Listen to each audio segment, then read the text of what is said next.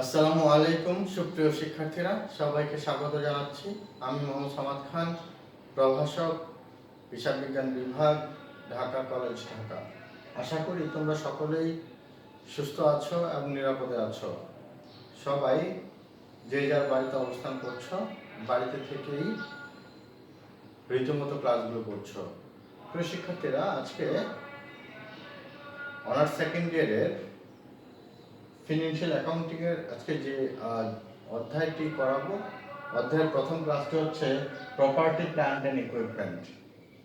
Property plant and equipment, okay. Property plant and equipment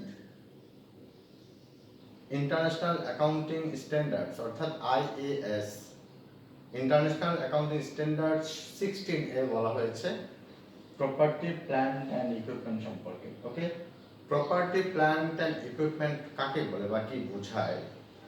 property plant and equipment হচ্ছে যে সমস্ত দীর্ঘমেয়াদী সম্পত্তি বা স্পর্শনীয় সম্পত্তি বা দৃশ্যমান সম্পত্তি যখন কোনো ব্যবসায়িক প্রতিষ্ঠানের দৈনন্দিন কার্যাবলী পরিচালনা করে, দৈনন্দিন কার্যাবলীকে পরিচালনা করে, মুনাফা অর্জন করে, কিন্তু এগুলো বিক্রয়ের উদ্দেশ্যে ক্রয় করা হয় না। অর্থাৎ একটি ব্যবসা প্রতিষ্ঠানের অভ্যন্তরে কাজগুলোকে প্রতিনিয়ত নিত্য নৈমিত্তিক কাজগুলোকে পরিচালনা করে, এইভাবে মুনাফা অর্জন করে, কিন্তু এটিকে বিক্রয়ের উদ্দেশ্যে ক্রয় করা হয় না। সেটিকে আমরা বলে থাকি প্রপার্টি প্ল্যান্ট অ্যান্ড ইকুইপমেন্ট। অর্থাৎ এই জিনিসকে কখনো কোনো বিক্রয়ের উদ্দেশ্যে ক্রয় করা হয় না। প্রপার্টি প্ল্যান্ট অ্যান্ড ইকুইপমেন্ট কখনো কোনো বিক্রয়ের উদ্দেশ্যে ক্রয় করা হয় না, এটিকে রেখে দেওয়া হয় এবং এই প্রপার্টি প্ল্যান্ট অ্যান্ড ইকুইপমেন্ট দ্বারাই ভবিষ্যতে কার্যগুলো পরিচালনা করা হয় ব্যবসা প্রতিষ্ঠানে। ওকে প্রিয় শিক্ষার্থীরা, তাহলে আমরা যদি বলি প্রপার্টি, প্রপার্টি কি? প্রপার্টি বলতে আমরা অ্যাকচুয়ালি প্রপার্টি বলতে বুঝি ভূসম্পত্তি বা বিষয় সম্পত্তিকে বোঝায়, বা ভূমি, এরকম জিনিসকে আমরা প্রপার্টি বলি। প্ল্যান্ট হচ্ছে আমরা যেটা বলি যে সরঞ্জাম, বা আমরা বলতে পারি যে বিভিন্ন কলকারখানার দালান কোঠা বা এরকম বিষয়গুলো হতে পারে, সেগুলোর মধ্যে আমরা প্ল্যান্ট বলতে পারি। ইকুইপমেন্ট বলতে বোঝায় আমরা সাধারণত বুঝি যন্ত্রপাতি বা সরঞ্জাম, বা আমরা বলতে পারি যে আসবাবপত্র বা কোনো কিছু ইউজের জন্য আমরা সেটিকে ইকুইপমেন্ট বলে থাকি। তাহলে নর্মালি আমরা যেটা বুঝতে চাই সেটা হচ্ছে প্রপার্টি প্ল্যান্ট অ্যান্ড ইকুইপমেন্ট বলতে কি বোঝানো, বুঝতে পেরেছে প্রিয় শিক্ষার্থীরা? যে এই প্রপার্টি প্ল্যান্ট অ্যান্ড ইকুইপমেন্টকে আমরা অন্যান্য যেসব বিষয়ে জানি বা চিনি, সেই বিষয়গুলো কি দেখা যাক। ওকে, তাহলে আমি যদি বলি এরকম various names of PPE, right? আমি বললাম যে বিভিন্ন নাম বা other names of property plant and equipment, okay. তাহলে প্রপার্টি প্ল্যান্ট এন্ড ইকুইপমেন্টের বিভিন্ন নামগুলোর মধ্যে যদি আমরা ধরি, তাহলে আমরা বলতে পারি সে এক নাম্বার যদি বলি ফিক্সড অ্যাসেট, ওকে, ফিক্সড অ্যাসেট এরকম হতে পারে। দুই number long term asset,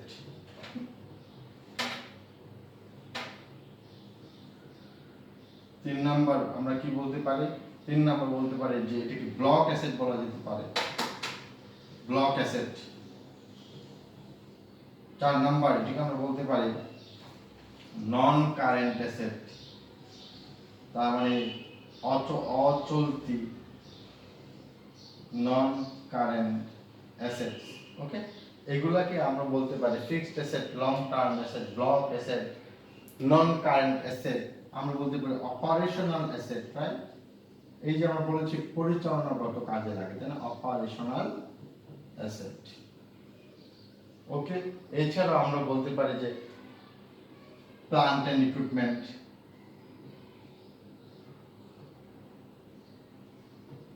plant and equipment, okay. তারপর আমরা বলতে পারি PPE, এটাও বলা যেতে পারে, তাই না? PPE তার মানে হচ্ছে প্রপার্টি প্ল্যান্ট এন্ড ইকুইপমেন্ট, ওকে। আর একটা জিনিস আমরা বলতে পারি যে এটা একবারে আমরা প্রথম বলছি যে স্পর্শনীয় দৃশ্যমান, তার মানে ট্যানজিবল অ্যাসেট, রাইট? সো এই তাকে এই অ্যাসেটকে পিপিই অর্থাৎ প্রপার্টি প্ল্যান্ট এন্ড ইকুইপমেন্টকে বিভিন্ন নামে আখ্যায়িত করা যেতে পারে, বিভিন্ন নামে ডাকা যেতে পারে। সেগুলো হচ্ছে গিয়ে fixed asset, long term asset, block asset, non current asset, operational asset, plant and equipment, property plant and equipment, tangible asset. Okay, তাহলে এগুলোকে আমরা বিভিন্ন নামেই ডাকতে পারি, বিভিন্ন নামে বলা যেতে পারে। ওকে প্রিয় শিক্ষার্থী, এরপরে বলা হয়েছে যে characteristics of plant PPE, property plant and equipment, অর্থাৎ এই যে আমাদের লং টার্ম যে অ্যাসেটগুলো রয়েছে, এই অ্যাসেটগুলোর কি কি বৈশিষ্ট্য কি। আমরা বৈশিষ্ট্যগুলোর মধ্যে প্রথমেই বলেছি যে এই সম্পত্তির বৈশিষ্ট্যগুলোর মধ্যে প্রথম বৈশিষ্ট্য হচ্ছে এটি আমরা বলতে পারি বাহ্যিকতা রয়েছে, এটি মানে একটি ব্যবসা প্রতিষ্ঠানের নিত্য নৈমিত্তিক কার্য পরিচালনা করার নিমিত্তে ব্যবহার করা হয়। ওকে, এর ট্যানজিবল দৃশ্যমানতা রয়েছে, রাইট, দৃশ্যমানতা রয়েছে। ওকে, এটি পুনঃবিক্রয়ের জন্য ক্রয় করা হয় না। তাহলে অবশ্যই এর ক্যারেক্টারিস্টিকগুলো আমরা বুঝতে পেরেছি যে এর প্রধান ক্যারেক্টারগুলো কি কি হতে পারে, বৈশিষ্ট্যগুলো কি কি হতে পারে। ওকে প্রিয় শিক্ষার্থীরা, আমি এটিকে খুব সংক্ষেপে আলোচনা করছি। প্রপার্টি প্ল্যান্ট এন্ড ইকুইপমেন্ট, আমরা এটি নিয়ে আরো বিশদ আলোচনা করব। ওকে, এখন আমরা যেটি নিয়ে আলোচনা করতে চাই সেটা হচ্ছে ভ্যালুয়েশন অফ প্ল্যান্ট অ্যাসেট, অর্থাৎ প্ল্যান্ট অ্যাসেটের যে মূল্যায়ন পদ্ধতিগুলো রয়েছে সেই মূল্যায়ন পদ্ধতিগুলো কি কি হতে পারে। Okay, valuation of plant asset. Okay, valuation of plant asset, valuation of plant asset. Okay, তাহলে ভ্যালুয়েশন অফ প্ল্যান্ট অ্যাসেটের মধ্যে আমরা কিভাবে প্ল্যান্ট অ্যাসেট ভ্যালুয়েশন করতে পারি সেটা হচ্ছে প্রধানত বলতে নগদ বাট্টায় ক্রয়।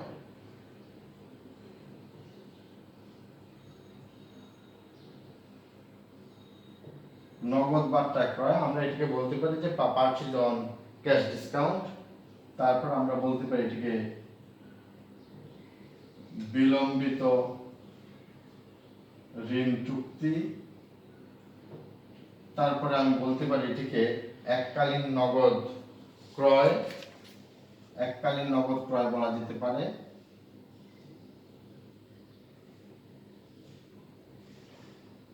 নগদ ক্রয় বা গুচ্ছ ক্রয় বলতে পারি। 4 হচ্ছে শেয়ার বিলীকরণের মাধ্যমে করা যেতে পারে, শেয়ার বিলীকরণ। 5 নম্বর হচ্ছে আর্থিক সম্পদের বা অনার্থিক সম্পদের বিনিময়, অনার্থিক সম্পদের বিনিময়। ওকে, তার মানে আমরা এক্সচেঞ্জ বলতে পারি যে অনার্থিক সম্পদের বিনিময়, exchange of non trading assets. Okay, তাহলে এই ক্ষেত্রে আমরা যেটা বলতে পারি যে ভ্যালুয়েশন প্ল্যান্ট অ্যাসেটের ক্ষেত্রে মূল্যায়নের ক্ষেত্রে আমরা 5টি ওয়েতে করি। একটা হচ্ছে নগদ বাট্টায় ক্রয়, তার মানে আমরা যখন কোনো পণ্যকে অর্থাৎ যখন আমরা ক্রেতাকে নগদে ছাড় দিয়ে তাকে আমরা যখন নগদ ছাড় দিয়ে যখন তাকে আমরা আবেদন জানাই যে তুমি দ্রুত তুমি টাকা পে করো এবং তোমাকে আমি কিছু ছাড় দিব, সেক্ষেত্রে আমরা নগদ বাট্টায় ক্রয় বলি। অর্থাৎ একজন বিক্রেতা ক্রেতাকে সাধুবাদ জানায় বা আমন্ত্রণ জানায় যে আমি কিছুটা ছাড় দিব, সেটা আমরা বলি নগদ বাট্টায় ক্রয়। বিলম্বিত ঋণ চুক্তি, অ্যাকচুয়ালি বিলম্বিত ঋণ চুক্তি আমরা বলতে বুঝি যেটা নরমালি আমরা টাইম অফ মানের মতো করে করি, যেটা হচ্ছে যে আমরা বলি পিভি ইকুয়াল, আমরা এটাকে এভাবে করতে পারি যে PV equal FB divided 1 plus I whole n। Okay, তার মানে আমরা এই বিলম্বিত ঋণ চুক্তি বলতে বুঝি যখন কোনো একটি পণ্য যখন আমরা ফিউচার ভ্যালু অর্থাৎ একটি 4 বছর মেয়াদী কোনো একটা ঋণ চুক্তি থাকে, সেটি 4 বছর পরে সে 10,000 টাকা দেওয়া হবে, 4 বছর আগে সেটি কত টাকা দেওয়া হবে। সুতরাং এর আগেরটা আমরা প্রেজেন্ট ভ্যালু বের করতে হয়, এটিকে আমরা বলি বিলম্বিত ঋণ চুক্তি। অর্থাৎ বিলম্বিত ঋণ চুক্তির মাধ্যমেও আমরা সম্পদের মূল্যায়ন করতে পারি। ওকে, এককালীন নগদ ক্রয় বা গুচ্ছ ক্রয় যেটি বলতে বোঝায়, এককালীন নগদ ক্রয় বা গুচ্ছ ক্রয় তোমরা জানো যে যখন কোনো সম্পত্তি আমরা গুচ্ছভাবে ক্রয় করি, অর্থাৎ অনেকগুলো সম্পদ একসাথে কিনে কেনার পরে আমরা সেই সম্পদগুলোকে ইন্ডিভিজুয়াল ভাগ করে দিই, অর্থাৎ বিভিন্ন পর্শনে ভাগ করে দেই, ভাগ করে তাকে আমরা ওই পর্শনে আমরা ফিক্সড করি যে এই অ্যাসেটটির মূল্য এত টাকা। অর্থাৎ আমরা ধরি যে দালান কোঠা হতে পারে, দালান কোঠার সাথে জমি হতে পারে, জমি, দালান কোঠা, যন্ত্রপাতি, এই জিনিসগুলোকে আমরা আলাদা করে করে হিসাব নিকাশ করি সেটিকে আমরা বলি এককালীন নগদ। শেয়ার বিলীকরণ, নিশ্চয়ই তোমরা শেয়ার বিলীকরণ জানো। শেয়ার বিলীকরণের মাধ্যমেও আমরা নরমালি সম্পত্তি ক্রয় করে থাকি। ওকে, তাহলে সম্পত্তি ক্রয় করে যদি এরকম হয় যে শেয়ার বিলীকরণের মাধ্যমে যদি আমরা এভাবে জার্নাল দেই, সে আমরা বললাম ল্যান্ড, হ্যাঁ আমরা যদি বলি ইস্যুয়েন্স, আমরা যদি ইস্যুয়েন্স অফ শেয়ারের ক্ষেত্রে যে আমরা বললাম land debit, okay, common stock credit, okay, এরকম হতে পারে land debit common stock credit. Okay, সেক্ষেত্রে ল্যান্ডের দাম বেশি, কমন স্টকের দাম একটু, কমন স্টক একটু কম থাকলে সেক্ষেত্রে এডিশনাল ক্যাপিটাল হতে পারে, এডিশনাল পার ক্যাপিটাল হতে পারে, সেক্ষেত্রে সেটা হবে। ওকে, তাহলে আমরা বুঝতেই পারছি যে শেয়ার বিলীকরণও কিন্তু হয়ে থাকে, শেয়ার বিলীকরণের মাধ্যমে সম্পত্তির ভ্যালুয়েশন হয়ে থাকে। ওকে, অনার্থিক সম্পদের বিনিময়, এটিকে নিয়ে আমরা আলোচনা করতে চাই যে অনার্থিক সম্পদের বিনিময় বলতে যেটি বোঝায় সেটি আমরা এক্ষেত্রে তিন ভাবে এটিকে বিভক্ত করি। অনার্থিক সম্পদের বিনিময় অর্থাৎ আমরা একই সমজাতীয় সিমিলার যদি কোনো সম্পদের বিনিময় করি, ওকে, সিমিলার সম্পদ বা ডিসিমিলার সম্পদ, সিমিলার সম্পদ নো ক্যাশ, আবার সিমিলার সম্পদ উইথ ক্যাশ। ওকে, ব্যাপারটি তিনটি ভাগে বিভক্ত করা হয়েছে। তাহলে অবশ্যই অনার্থিক সম্পদের মধ্যে বিনিময় হবে, এক্সচেঞ্জ হবে, আমরা অনার্থিক সম্পদে এক্সচেঞ্জ করব। সে এক্সচেঞ্জটা তিনভাবে হতে পারে। সেটা কেমন আমি বলেছি, সেটা আমি বলেছি যে যখন অনার্থিক সম্পদ অর্থাৎ ডিসিমিলার অ্যাসেট হতে পারে, মানে হচ্ছে কোনো অ্যাসেটের মধ্যে কোনো সিমিলারিটি নাই। অর্থাৎ আমি বললাম যে আমি একটা ট্রাক পরিবর্তে আমি একটা জায়গা নিলাম, জমি নিলাম। ওকে, তাহলে অবশ্যই এটা হচ্ছে ডিসিমিলার অ্যাসেট। আবার যদি বলি সিমিলার অ্যাসেট, সিমিলার অ্যাসেট হচ্ছে ধরো যে একটি ট্রাক আরেকটি ট্রাক, দুইটি ট্রাকের মধ্যে এক্সচেঞ্জ করলাম কিন্তু আবার নো ক্যাশ। ওকে, সেটা সিমিলার। আবার বললাম সিমিলার হবে কিন্তু উইথ ক্যাশ, বাই ক্যাশ। সেক্ষেত্রে কি হতে পারে, সেক্ষেত্রে হচ্ছে আমিও একটা ট্রাক, ওনারও একটা ট্রাক, দুইটা ট্রাক এক্সচেঞ্জ করলাম, গাড়ি এক্সচেঞ্জ করলাম, কিন্তু আমি কিছু টাকা দিলাম বা টাকা পেলাম, এটাকে আমরা বলি উইথ ক্যাশ। সুতরাং এই অনার্থিক সম্পদের বিনিময়টা তিনটি ভাবে ঘটে থাকে। একটা হচ্ছে ডিসিমিলার অফ অ্যাসেট, একটা হচ্ছে similar asset but no cash, and then similar asset with cash. Okay, তাহলে নিশ্চয়ই আশা করছি তোমাদের মাথায় এই বিষয়গুলো রয়েছে, এগুলো তোমরা নিশ্চয়ই আলাপ করবে এবং তোমরা নিশ্চয়ই বাসায় এগুলো পড়াশোনা করবে। ওকে, প্রিয় শিক্ষার্থীরা, তাহলে অবশ্যই এই অনার্থিক বিষয়গুলো নিয়ে আমরা আলোচনা করতে পারবো।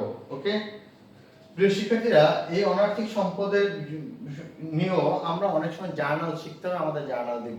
ওকে, এখন যে বিষয়টি নিয়ে একটু আমি আলোচনা করতে চাই সেটিকে আমরা বলবো অবচয়। অ্যাকচুয়ালি অবচয় কাকে বলে, অবচয় কাকে বলে, কারণ অবচয় না শিখলে আমি পরবর্তীতে অনার্থিক বা অবচয় পদ্ধতি না শিখলে আমি কখনোই অনার্থিক সম্পদের বিনিময় ক্ষেত্রে জাবেদা দিতে পারবো না বা জাবেদা বুঝবো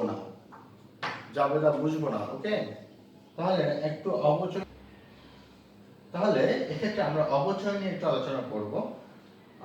অবচয় যেহেতু প্রপার্টি প্ল্যান্ট এন্ড ইকুইপমেন্ট, আমরা বারবার বলেছি যে এক্ষেত্রে আমরা অনেকগুলো নিয়ে আলোচনা করব, পরবর্তীতে ইম্পেয়ারমেন্ট নিয়ে আমরা আলোচনা করব। তাহলে অবচয় কাকে বলে, তাহলে অবচয় হচ্ছে আমরা বলি যে এটি একটি ব্যয় বা ক্ষতি, যেটাই বলি কালের বিবর্তন হোক বা যে কোনো কারণে হোক, বা সময় ক্ষেপণের জন্য হোক বা ব্যবহারের জন্য হোক, সবকিছুর জন্য অবচয় ঘটে, একটি সম্পত্তির অবচয় ঘটে।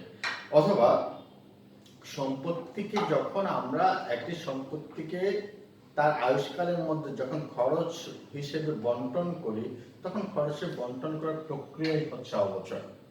ওকে, তাহলে আমি কি বলেছি যে ডেপ্রিসিয়েশন হচ্ছে একটি সম্পত্তির মোট মূল্যকে যখন ওই সম্পত্তির আয়ুষ্কালের মধ্যে খরচ বা ব্যয় হিসাবে বন্টন করার প্রক্রিয়াই হচ্ছে অবচয়। ওকে, তাহলে একটি সম্পত্তি আমি ধরে নিচ্ছি যে একটি সম্পত্তির মূল্য 50,000 টাকা এবং সেই সম্পত্তিটির আয়ুষ্কাল 5 বছর, এবং এক্ষেত্রে আমি সালভেজ ভ্যালু বলতে পারি, নাও বলতে পারি, অসুবিধা নাই। এই সম্পত্তিটিকে যখন আমরা 5 বছরের মধ্যে বন্টন করব তো ব্যয় হিসেবে বা খরচে বন্টন করব, তখন এটিকে আমরা বলি অবচয়। ওকে, তাহলে প্রিয় শিক্ষার্থীরা অবচয় জিনিসটা আমরা বোঝাতে পেরেছি। অবচয় জিনিসটা হচ্ছে গিয়ে তার আয়ুষ্কালের মধ্যে বন্টন করে দেওয়ার প্রক্রিয়া। ওকে, তাহলে অবচয় ধার্য করার কারণ, অবচয়ের বৈশিষ্ট্যগুলো বা এগুলো আমরা বুঝতেই পারি, এগুলো তোমরা নিশ্চয়ই জানো, এগুলো তোমরা অবশ্যই একটু রিভিশন দিলে তোমরা পেয়ে যাবে। ওকে, তাহলে আমি সেটা নিয়ে আলোচনা করতে চাই না। আমি এখন যেটি চাই যে অবচয় ধার্য করার যে পদ্ধতিগুলো রয়েছে, মেথডগুলো রয়েছে, সেই মেথডগুলো নিয়ে আলোচনা করতে। ওকে, যে আমাদের মূলত যে মেথডগুলো আমাদের পরীক্ষার মধ্যে আসে এবং যে মেথডগুলো ইম্পর্টেন্ট জানতে হবে, কারণ এই মেথডগুলো বিভিন্নভাবে ইউজ করা হয়, ব্যবহার করা হয়, এই কারণে জানা জরুরি। তাহলে আমরা প্রথমেই বলি যে স্ট্রেইট লাইন মেথড।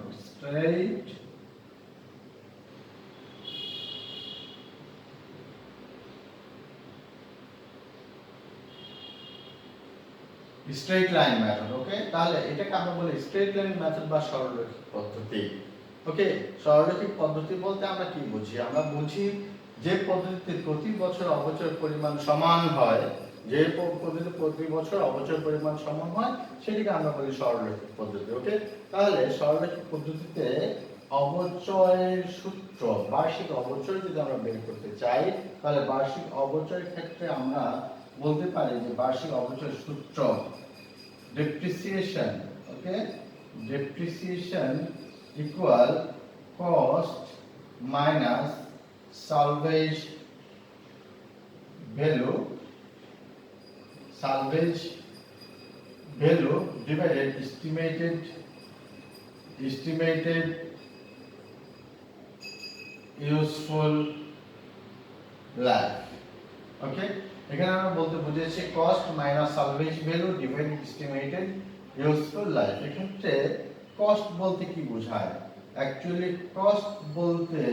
কস্ট বলতে বোঝায় যে আমাদের ওই ইকুইপমেন্ট বা প্ল্যান্ট বা প্রপার্টির কস্ট কত টাকা, তার সালভেজ ভ্যালু বা স্ক্র্যাপ ভ্যালু আমরা বলে থাকি, তার স্ক্র্যাপ ভ্যালু কত, মানে হচ্ছে বাংলা বলা হয় ভগ্নাবশেষ মূল্য কত টাকা।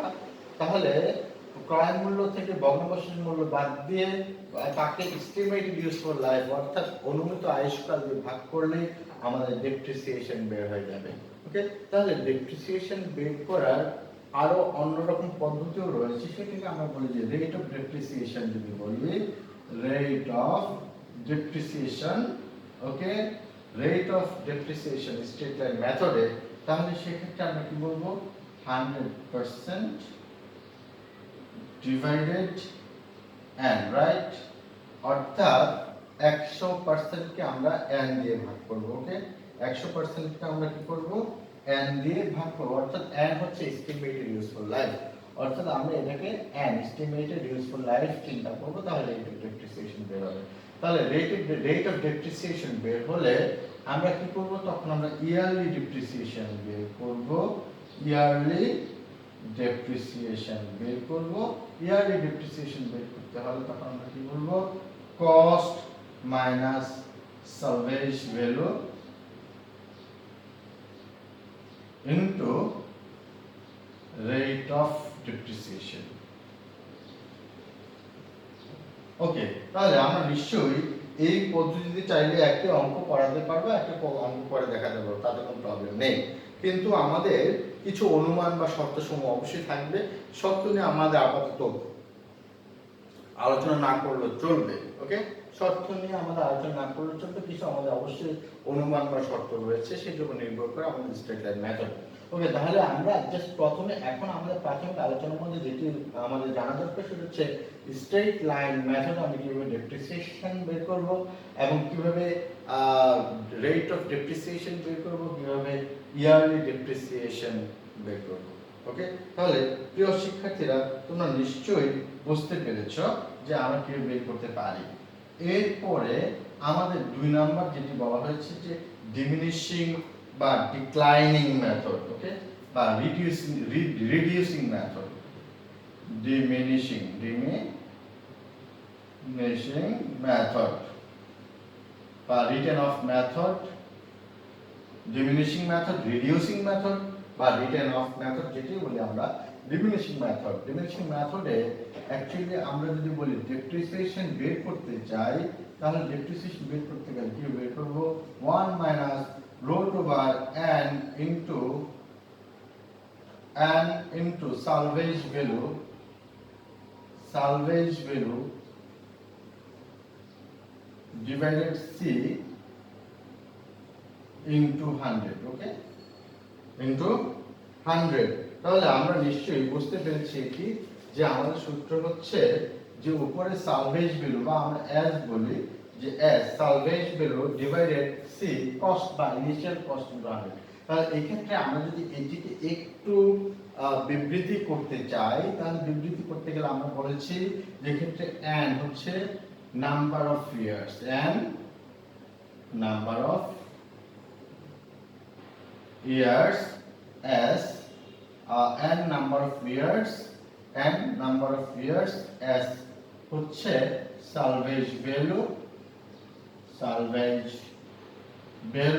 c হচ্ছে cost or initial cost, then okay, তাহলে আমরা বুঝতেই পারছি 1 minus root over n into s by c into 100, ওকে। তাহলে আমাদের ডেপ্রিসিয়েশন বের হয়ে যাবে। এটিকে আমরা প্রকৃত ক্রমহ্রাসমান জ্যাড পদ্ধতি বলতে পারি বাংলায়, ওকে। তাহলে আমাদের দ্বিগুণ ক্রমহ্রাসমানটা বা ডাবল ডিক্লাইনিং মেথড, ওকে। এবার আমরা ডাবল ডিক্লাইনিং মেথড যদি জানতে চাই, ডাবল ডিক্লাইনিং মেথড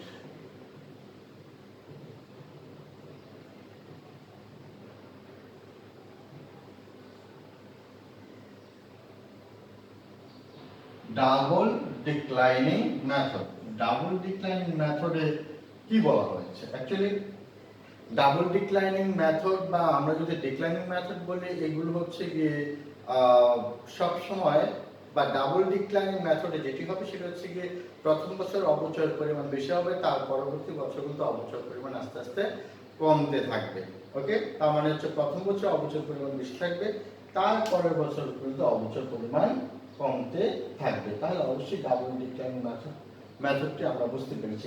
এটাকে আমরা বাংলায় বলে থাকি দ্বিগুণ ক্রমহ্রাসমান জ্যাড পদ্ধতি, ওকে। দ্বিগুণ ক্রমহ্রাসমান জ্যাড পদ্ধতি হচ্ছে কি স্ট্রেট লাইন মেথডে ডাবল করলে সেটাকে আমরা ডাবল ডিক্লাইনিং মেথড বলতে পারি, ওকে। ডাবল ডিক্লাইনিং মেথড বলতে পারি।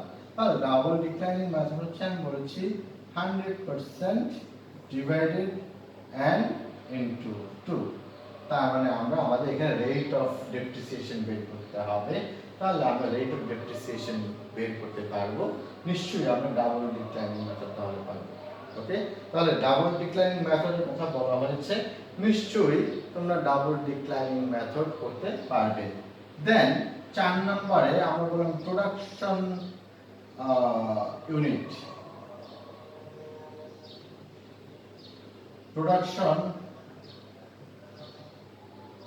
মেথড, ওকে, বা প্রোডাকশন মেথড যেটি বলি আমরা প্রোডাকশন মেথড। তাহলে প্রোডাকশন মেথডে আমরা যেটা বলি যে প্রোডাকশন মেথড হচ্ছে cost price minus salvage value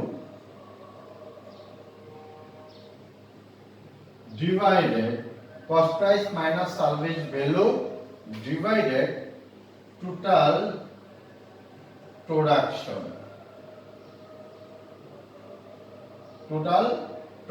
ওকে। তাহলে আমাদের কি বের হবে? Cost price minus salvage value divide total production, তার মানে হচ্ছে ডেপ্রিসিয়েশন পার ইউনিট বের হবে। তাহলে অ্যানুয়াল ডেপ্রিসিয়েশন যদি আমরা বের করতে চাই তাহলে কি হবে? অ্যানুয়াল ডেপ্রিসিয়েশন বের করতে হলে আমরা কি বলবো? আমরা বলবো যে অ্যানুয়াল ডেপ্রিসিয়েশন বের করতে হলে আমরা বের করব ইয়ারলি প্রোডাকশন